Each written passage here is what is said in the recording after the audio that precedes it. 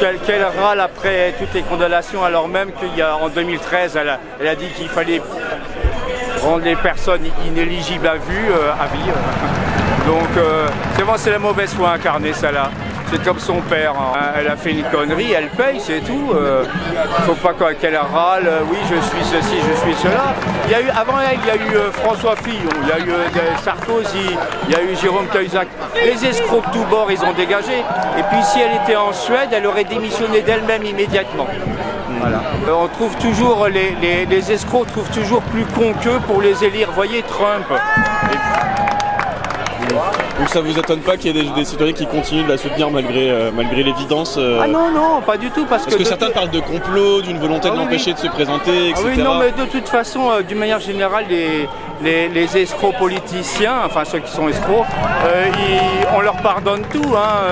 Que non, elle n'est pas coupable, et en fait si, elle est coupable, parce que non seulement on l'accuse de détourner de l'argent, mais elle a aussi, elle était comme la chef de file de cette histoire-là. C'est elle, après son père, qui a pris tout en main pour faire livrer des bouteilles de champagne à son père, pour payer le garde du corps d'elle et de son père, pour l'homme de compagnie de son père, enfin voilà. Et puis pour certainement aussi d'autres personnes, je ne sais plus exactement, j'arrive plus à suivre. Donc qu'est-ce qu'elle fera là? Parce qu'en tant que députée européenne, elle a volé tout cet argent. Quand elle sera présidente, elle va faire quoi? Alors elle, c'est un peu comme si, j'avais mon permis de conduire, on me le retire, je demande les clés du camion. Vous voyez, il va arriver un moment, il faut réfléchir, on ne vote pas pour quelqu'un qui a fait des choses comme ça, surtout qu'on le sait. Quand on ne le sait pas. Et on est d'accord que ça s'appliquerait à n'importe quel parti, peu importe... de toute façon, oui. Écoutez, Marine Le Pen est une grande fille. Elle sait pertinemment, comme son père était un grand garçon, comment se comporter en société. Et ils ont choisi depuis des années, depuis 2004, ça fait 21 ans, de piquer dans les caisses de l'Union européenne pour se servir au niveau national pour leurs élus, etc. C'est un vrai scandale, ça doit être sanctionné. Si on met des gens comme ça au pouvoir qui se prétendent tête haute et main propre, mais alors vers où on va quoi? Venir vraiment, c'est la République bananière, c'est le fascisme mussolinien, c'est ça en fait. Donc c'est normal qu'ils soient sanctionnés et c'est vraiment la honte qu'ils prétendent se rebeller contre la justice. C'est incroyable. Sarko, on savait qu'il avait des casseroles. Tous les gens qui avaient des casseroles, Chirac avait des casseroles, etc. Tous les gens ont été élus. Non, ça fait partie de la fibre politicienne d'être malhonnête. Moi personnellement, ça me gênerait de voter pour quelqu'un de malhonnête. Et ça s'applique à tous les partis, peu importe le parti Oui. Oui, parce que de toute façon, les gens devraient ouvrir les yeux. Je vois qu'ici, il doit y avoir 5 personnes qui se réclament du communisme. Ils doivent se réunir dans une cabine téléphonique. Maintenant, moi, Le Pen, j'en fais du papier toilette. Mais les gens ne veulent pas entendre. C'est des gens qui écoutent CNews. Qu'est-ce que vous voulez qu'on fasse pour eux? Ils écoutent CNews. À CNews, on ne va pas dire ça. On ne va pas dire ah non mais Marine Le Pen, elle a détourné, c'est pas bien et compagnie. Pas du tout. Eux, ils vont dire que voilà, elle fait appel parce que la décision n'est pas juste, parce qu'elle n'a rien fait, parce qu'elle n'arrête pas de dire de toute façon. Marine Le Pen, au niveau du droit, elle est pour quand ça va contre les autres, mais quand c'est pour elle, elle n'est plus d'accord du tout. Et puis elle sait très bien de toute façon qu'elle a des fous dangereux dans son parti. On sait bien qui vont aller agresser. Ça c'est incroyable ça. Mais c'est des fascistes de toute façon, c'est des gens d'extrême droite. Alors fascistes. Est-ce que vous avez vu qu'Éric Ciotti avait décidé de proposer dans le cadre de sa niche parlementaire de supprimer cette inéligibilité, cette exécution provisoire? Qu'est-ce que ça vous évoque? Pour moi, c'est caractéristique de la tambouille des politiciens. C'est quelqu'un qui fait de la justice un danger et qui veut essayer d'obtenir un passe-droit en passant par l'Assemblée nationale où il croit avoir des soutiens chez Macron, chez Marine Le Pen, etc. Bon, il faut s'y opposer, mais c'est pas étonnant. Ce sont des gens qui passent leur vie à faire des tambouilles politiciennes et des choses en douce et des choses à leur avantage. Toutes les chaînes d'information continue, on entend parler que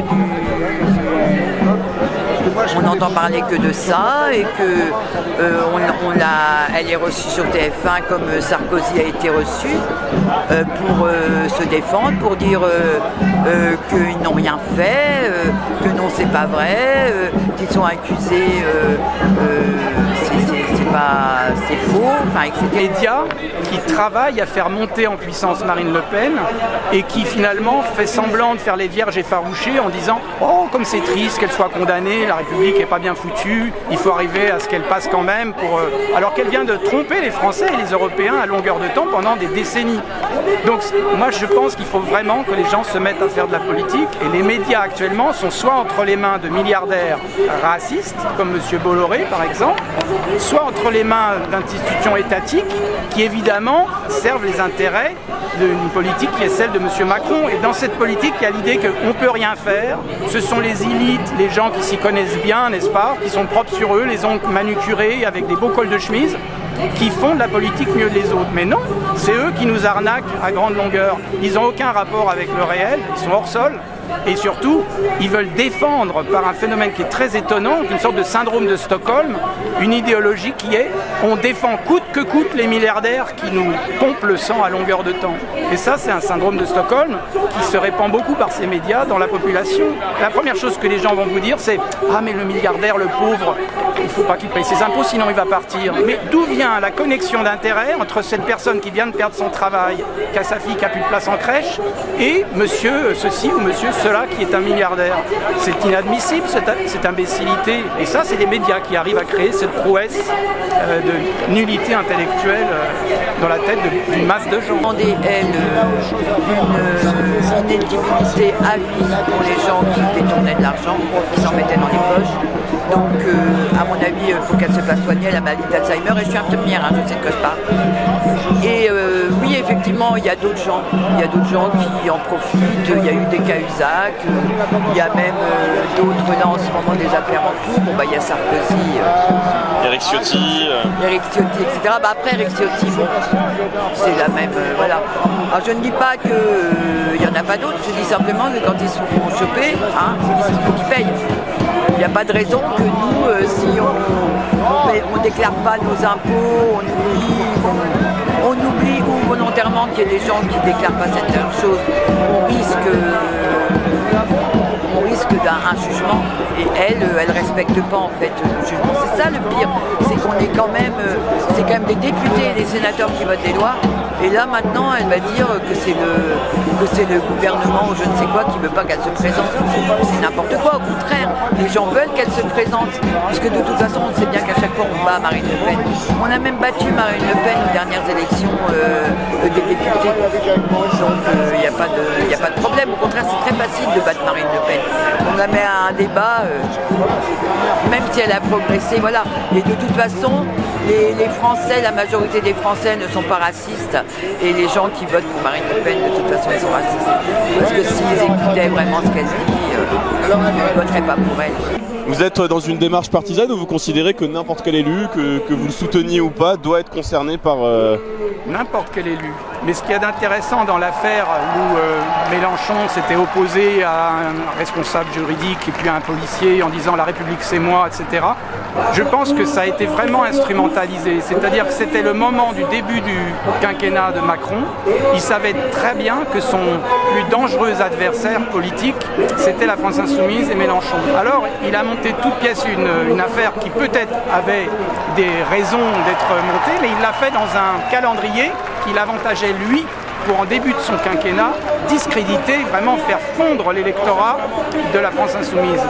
Et en fait on voit qu'il utilise uniquement ces échéances-là dans ce but-là, alors que lui-même est sous le coup de choses qui n'ont pas été très claires au moment de sa campagne de 2017. Mais ça pourrait être c'est aussi l'argumentaire des partisans du Rassemblement National qui disent que là aujourd'hui on est dans une temporalité majeure, où on a des élections présidentielles qui arrivent dans dans quasiment 2 ans, et donc aussi c'est un peu aussi leur point de vue. C'est que Marine Le Pen et son parti ont passé leur temps à vociférer sur les plateaux télé depuis des décennies pour dire qu'il faut durcir les lois contre les détournements d'argent par des personnalités politiques.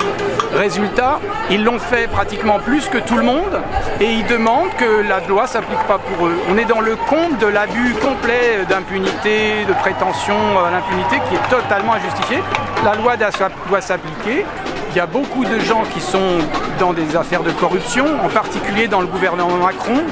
Je crois que sur le nombre de ministres et de députés, etc., il y a une quantité très impressionnante de gens qui sont en train d'être poursuivis par la justice pour des conflits d'intérêts, de la corruption, des détournements de fonds publics, etc. Donc c'est quelque chose qui est assez répandu. Et donc il est bien que cette loi soit appliquée. Et pour le moment, la justice doit faire son travail pour élucider les affaires des autres personnalités politiques et pareil, appliquer la loi, les condamner. Disant bah oui, moi c'est inadmissible, ces étrangers qui on leur donne de l'argent en arrivant. Je dis ah bon, tu en connais, c'est tes voisins, parce que moi je connais pas. Hein. Moi je fais partie du SAMU social de l'Oise, on donne pas d'argent.